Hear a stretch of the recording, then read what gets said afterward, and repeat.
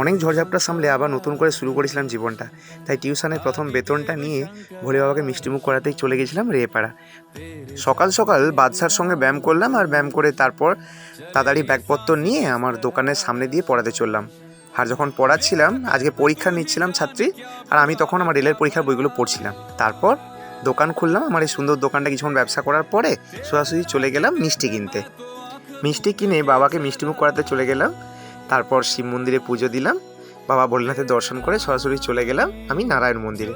নারায়ণ মন্দিরে মা লক্ষ্মী আর দেবনারায়ণকে পুজো দিলাম। পুজো দেওয়ার পরে এরপর ছিল কালী মন্দিরের পালা। মা ভবতারিণীর চরণে আমি প্রসাদ নিবেদন করলাম, আর তারপর প্রণাম করে ওখান থেকে চলে গেলাম রাম মন্দির।